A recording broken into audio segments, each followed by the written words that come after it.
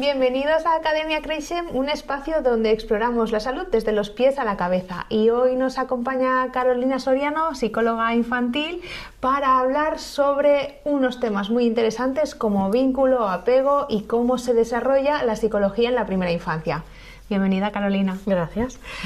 Bueno, pues para empezar la entrevista y como solemos hacer con todos los que vienen, me gustaría que nos contaras cuál es tu historia, cuándo decides ser psicóloga, por qué, en qué punto de tu vida dices yo me quiero dedicar a esto, qué es lo que te aporta la psicología en tu vida, que nos cuentes un poco sobre eso.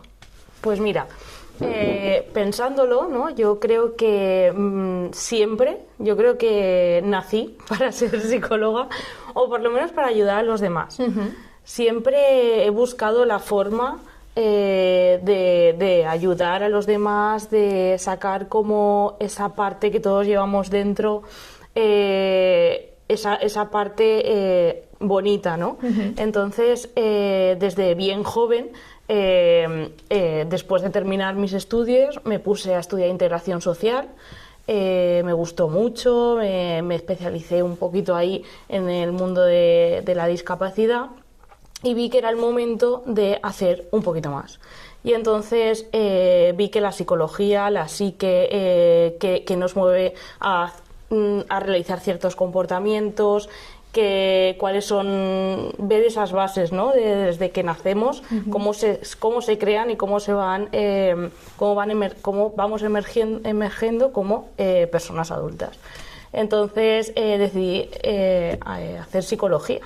De ahí pues me llevó después a unos años de investigación hasta que al final terminé especializándome en primera infancia.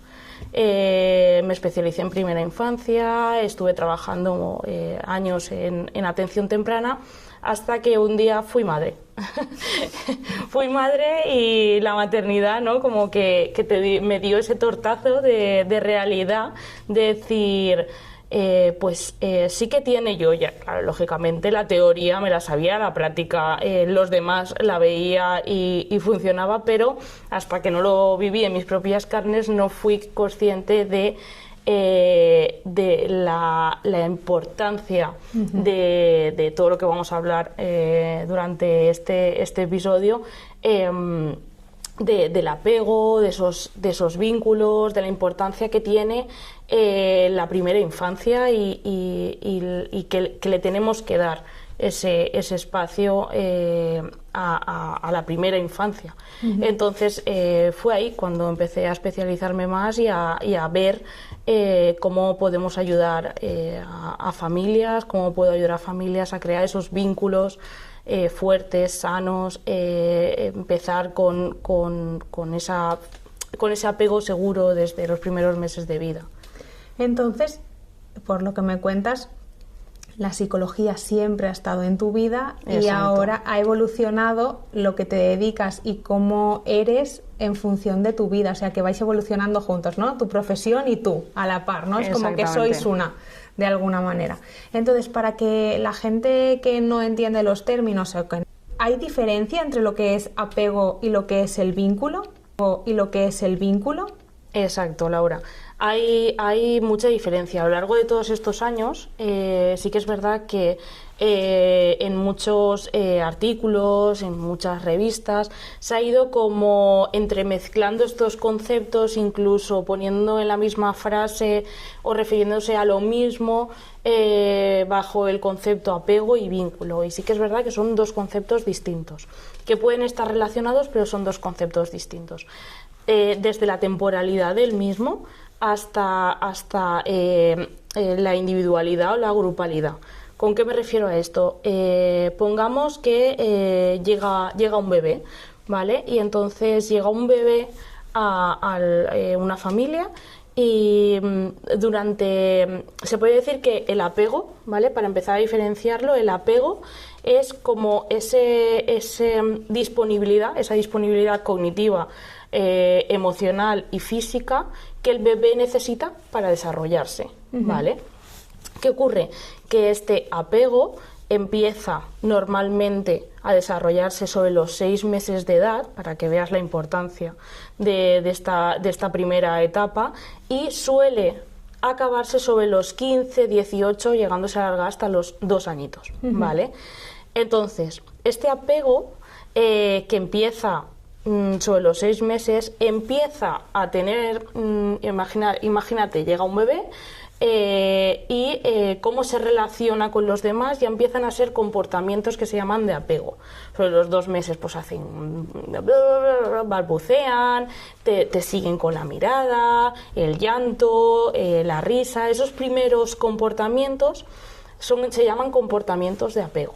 Esos comportamientos de apego pueden darse con cualquier persona, ¿vale? Estamos hablando de eso, 1 o 2 meses, ¿vale? Pues eso, de los 1 o 2 meses a los 6 meses, pues ya sea a la abuela, al abuelo, a la mamá, al papá, empiezan a hacerlo de forma exterior, ¿no?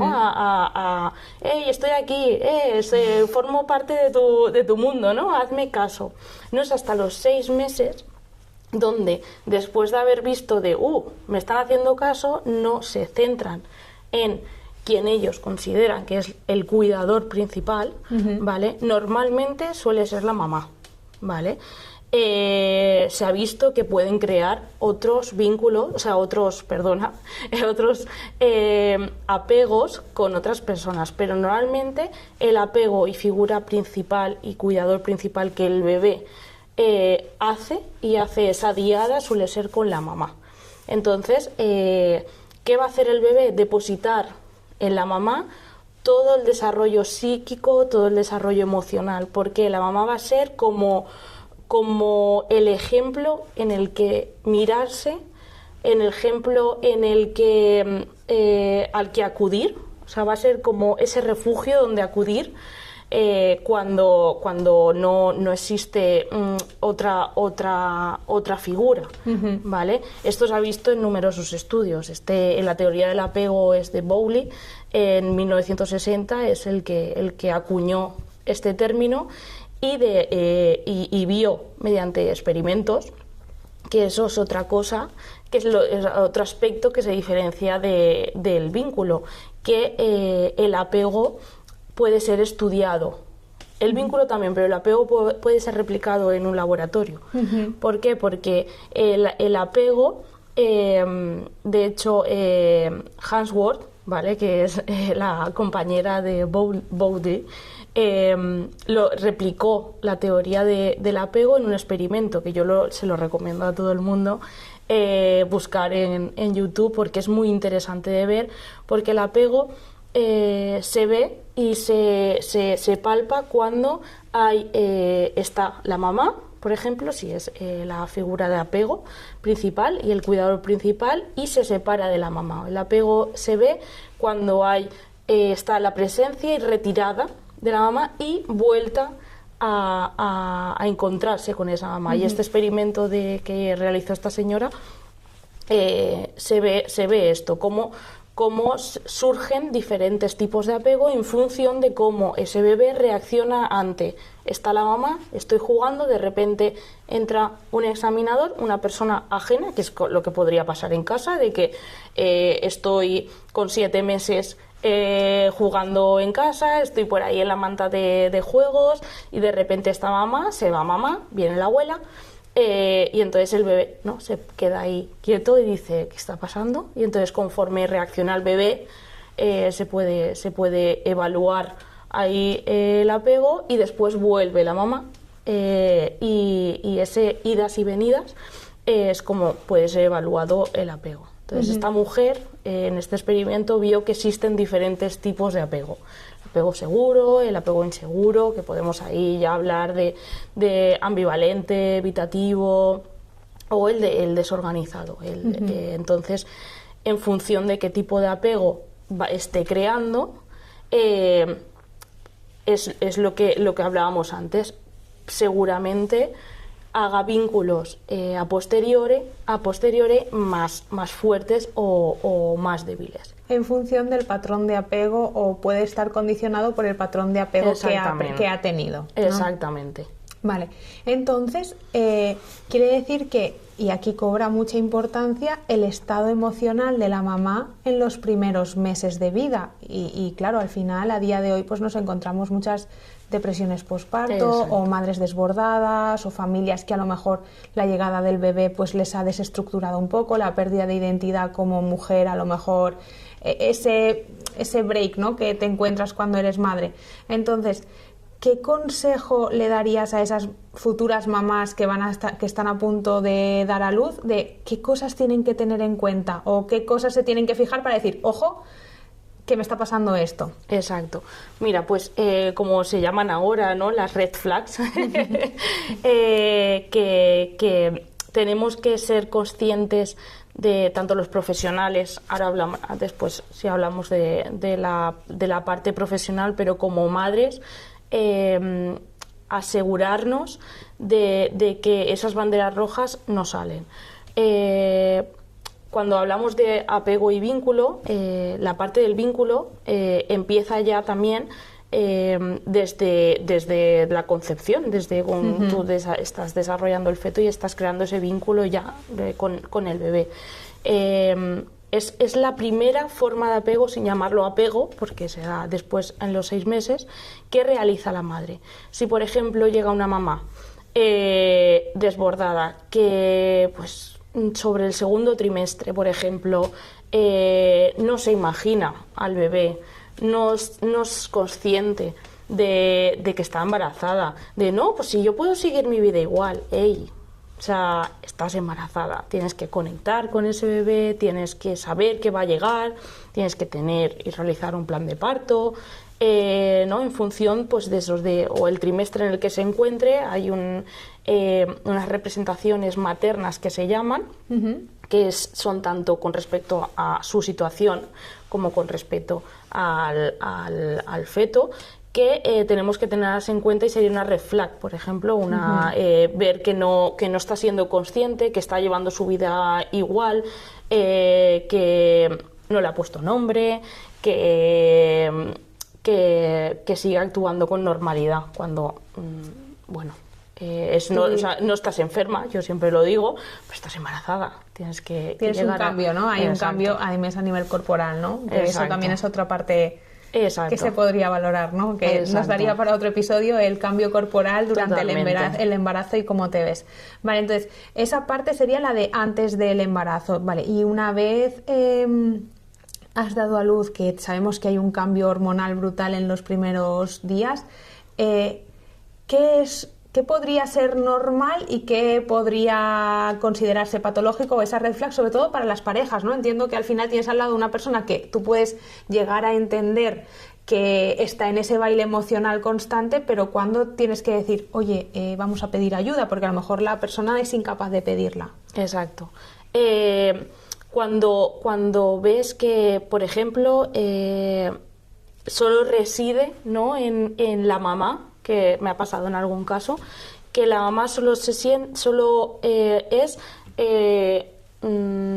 una persona que solo alimenta. En el resto de tareas que conlleva cambiar de pañales, juego, dormir, se quita de la ecuación, ¿no? Solo se ve como mera proveedora de alimento. Vale. Entonces podría ser una red flag de estas modernas. Vale.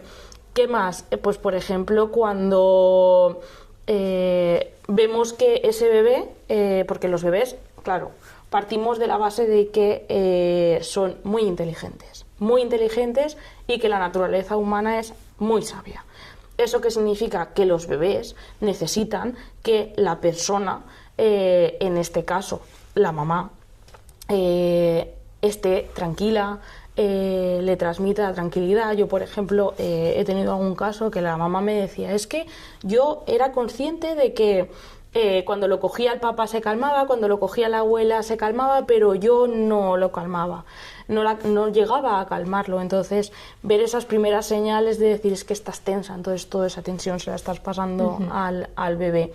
Son pequeñas cositas que podemos ver en una mamá, que a lo mejor, por ejemplo, otra red flag sería pues tiene una exagerada marcaje de rutinas. Por ejemplo, pues ducha a las 8, primer biberón a las 11, después a las 2. Entonces, como todo muy marcado, cuando hay que pues fluir un poco más y ver que el bebé tiene que marcar su propio tempo.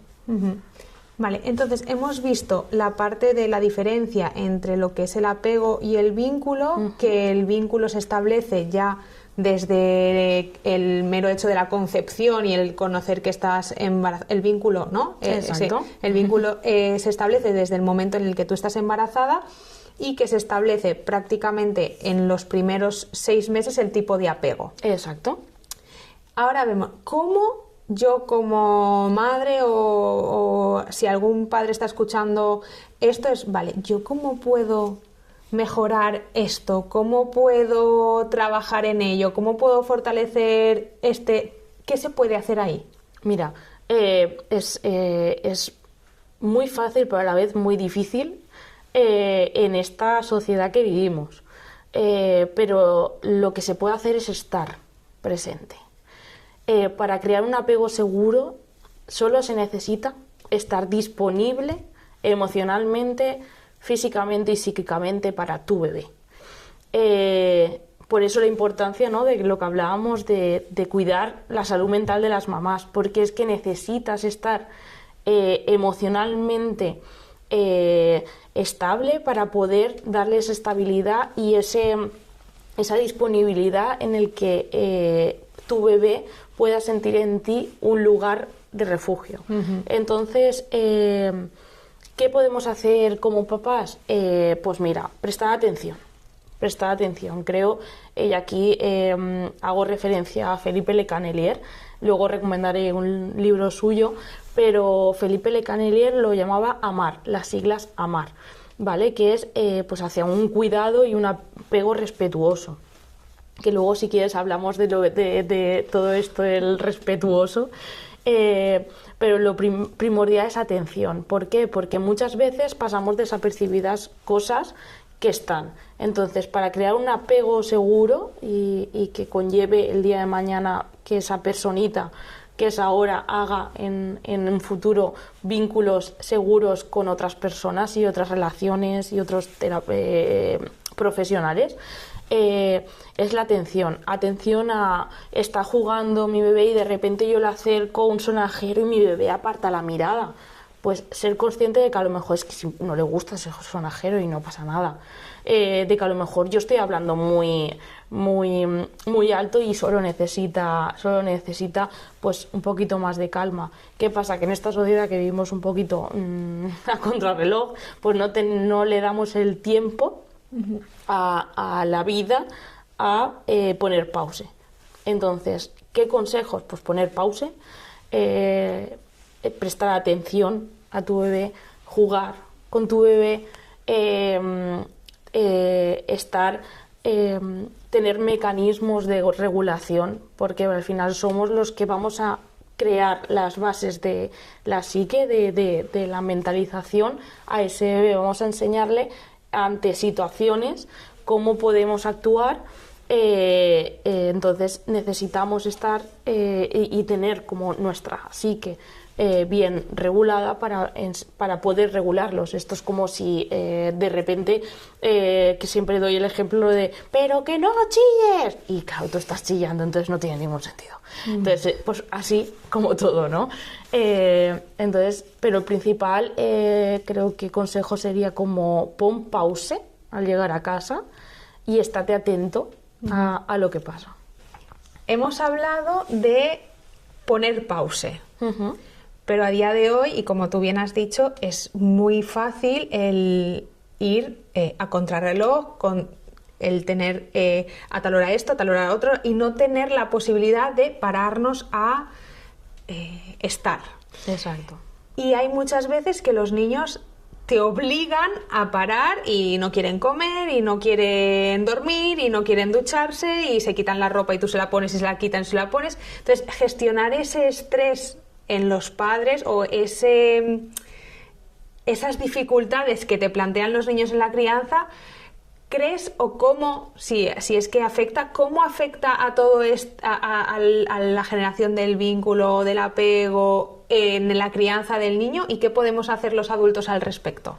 Pues mira, es cierto que al vivir en una sociedad que vamos en piloto automático, y esto hace que como adultos nos sobreexijamos en todos los aspectos de la vida, pero es que esto lo proyectamos en los niños. Les sobreexigimos de que si la cenas a las 8 y a las 8:15 no te la has acabado, es tu problema porque vas lento. Bueno, a lo mejor lo que te está demandando de forma indirecta es que pases un ratito más con él, y la forma que tiene de hacerlo es de, pues voy a ir más lento, no por eso es mal comedor, no por eso, pues mira, es que hoy no quiere cenar. Entonces, dentro de que vivimos en una sociedad que va con el piloto, para el poner pause a estos temas, a sus necesidades básicas, darles tempo. Yo siempre digo que los niños y bebés tienen su tempo, respetémoslo. Y esto lo extrapolo, por ejemplo, al juego. Muchas veces que estamos jugando con ellos, ¿no? Y estamos haciendo un puzzle con ellos, y de repente, pero si la vaca va aquí, tú dale tiempo a que ponga él la vaca. Porque aunque nosotros creamos que le estamos ayudando, a lo mejor lo que estamos haciendo es no darle la capacidad de resolución de problemas. O por ejemplo, venga, va a comer, ¿no? Y ves que se sienta como a 3 metros de la mesa, y tú como padre, pum, pum, pum, lo arrimas. Venga, que hay que comer. Hay que esperar a su tiempo, a que su cabeza diga, uy, pues estoy lejos de la mesa, le mande la señal al cuerpo y diga, pues voy a levantarme, voy a arrimar la silla a la mesa y voy a empezar a comer. Entonces, hay que respetar ese tiempo. Entonces, a lo mejor lo que deberíamos hacer, ¿no? como papás, es poner orden a esas prioridades, que sé que cuesta, y esto también lo trabajamos muchas veces en terapia y en las sesiones, pero es que nos necesitan, y nos necesitan disponibles. El hecho de ir corriendo siempre, pues al final hace que quizá tu predisposición al error o a las pausas o al aprendizaje pues sea un poco diferente, o lo dificultes en cierta manera. Vale, como hemos visto hasta ahora, ya nos has dado algunas claves para tener un vínculo o un apego seguro. Pero vamos a hacer la pregunta al revés. Es decir, si yo tengo un niño de 2 años, ¿en qué cosas me tengo que fijar para pensar que a lo mejor tengo que hacer ciertas modificaciones, o me tengo que fijar en ciertas cosas para identificar que quizá aquí tenemos que mejorar? ¿Cómo podían las familias detectar esas necesidades? Pues mira, algo que suele ocurrir, ¿no? Es que a estas edades, sobre los 2 años, cuando ya está el apego, el apego definido, podemos observar cuando que si a lo mejor hay algún nene que es más desafiante, que dices, es que le digo que no y él lo hace, le digo que tire la ropa a lavar y él no la tira, es que parece que me lleve la contraria. Entonces sería una parte para decir, vale, a ver cómo le hemos enseñado, ¿no? O cómo le hemos ido guiando a este niño a actuar de esta forma, a ver si es que ha creado un apego inseguro, desafiante, y en el momento en el que todo esto sin tirar la culpa a los padres, ¿eh? Esto quiero dejarlo claro. Creo que es importante recalcar que todos los padres, madres, hacen todo lo que saben y pueden, hacemos, me incluyo, por el bien del bebé. Entonces, dentro de esto, a lo mejor en el momento en el que ese niño estaba desarrollando el apego, pues la mamá, si era su cuidadora principal, era en ese aspecto no estaba disponible emocionalmente y a lo mejor, pues por lo que sea una depresión postparto, sea por una falta de tiempo, no estaba disponible, no le brindó las herramientas para poder enfrentarse a ese tipo de situaciones y el niño en este caso ya pues con 2 años ha creado este tipo de apego. Entonces, o una falta de límites, que el nene sea desafiante, que tire las cosas al suelo, son formas de enfrentarse a situaciones que ellos han visto que en casa eso ha funcionado, y lo exteriorizan de esa forma. ¿Cuándo diríamos que es el momento en que me tengo que preocupar? Si a partir de alguna edad en concreto, algunos hechos en concreto que tengan que tener en cuenta. Si vemos algún hecho aislado no pasa nada, pero si vemos que aparte de pues por ejemplo morder, es en otros aspectos más desafiante, pues te ordeno a lo mejor lávate los dientes, no, vamos a cenar, no, y a esto encima se le añaden a lo mejor de pues hazlo tú, y este tipo de aspectos sí que podríamos valorarlo en consulta, qué está pasando. Yo siempre digo que una cosa aislada no significa que haya un desarrollo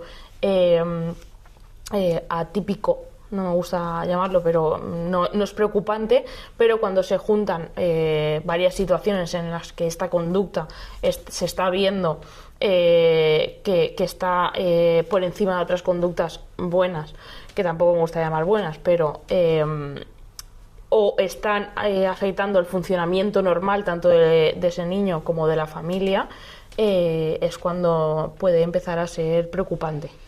Vale, y aquí vamos a abrir el otro melón de crianza respetuosa. Vale. Como yo les intento transmitir a los padres, o el concepto que yo les intento transmitir a los padres en consulta sobre crianza respetuosa es esa crianza en la que tú tienes en cuenta al niño, pero marcas unos límites y eres constante en esos límites, porque necesitan frustrarse, necesitan saber que un no es no y necesitan entenderlo y aprender a gestionar la emoción que eso les supone. Realmente esta es la teoría que para mí es la que yo he llegado a entender o como yo lo concibo, pero desde tu punto de vista como psicóloga, ¿qué apuntes harías a este método de crianza o qué cosas detectas actualmente? Bueno, lo has definido muy bien, eso es crianza respetuosa, para mí tanto como psicóloga como madre.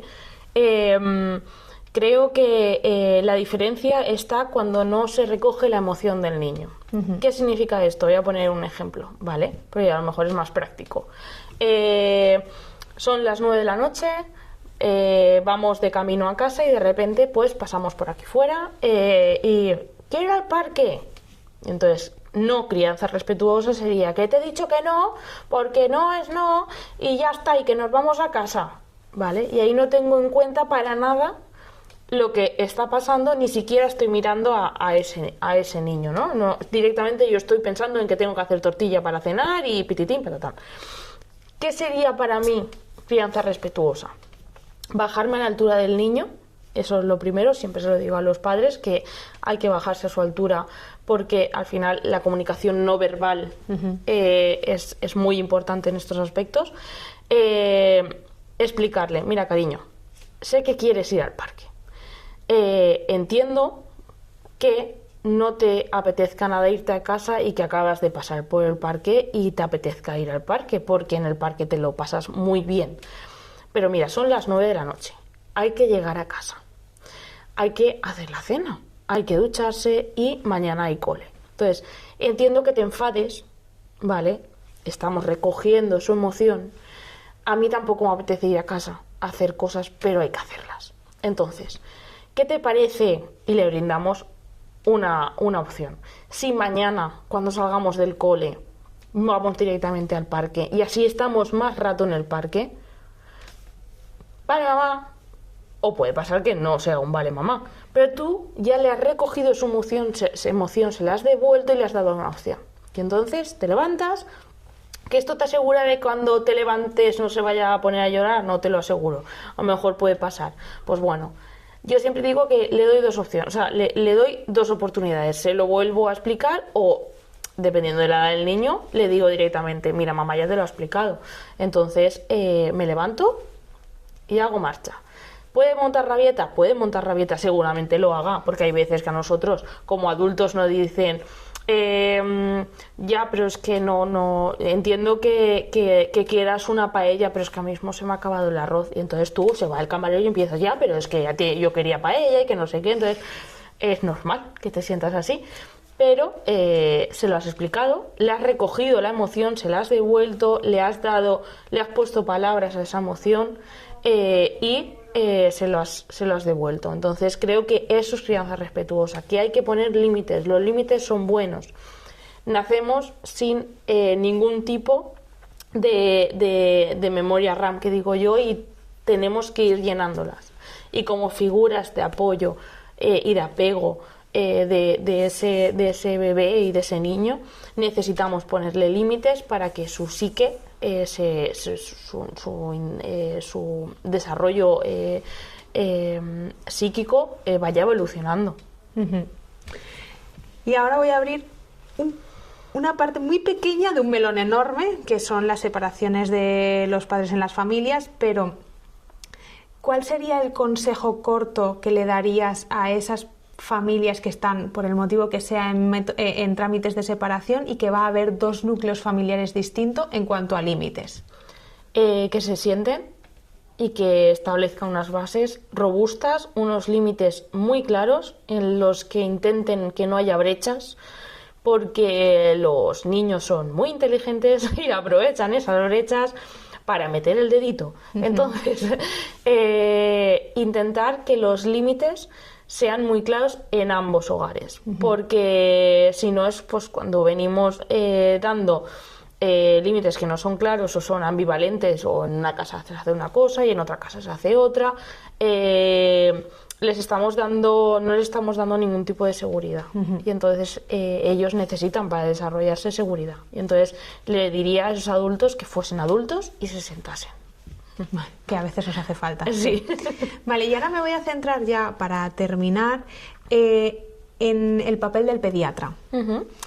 ¿Qué papel consideras tú que tiene el pediatra de atención primaria, o en este caso el pediatra de referencia, en la identificación de varios aspectos? Empezando desde la detección o screening de posibles depresiones posparto, desde posibles afectaciones del apego con los bebés o alteraciones de conducta un poquito más adelante. O sea, ¿qué consejos a profesionales nos darían de, ojo, estar atentos a esto, uh-huh, en estas diferentes etapas? Pues mira, los pediatras os considero que sois la puerta de entrada, uh-huh, a ver este tipo de situaciones, porque veis a los bebés desde muy corta edad. Entonces podéis observar cosas que, por ejemplo, a los otros tipos de profesionales se nos puede llegar a pasar. Por ejemplo, actuáis cuando hay que desvestir a los bebés, hay que pesarlos.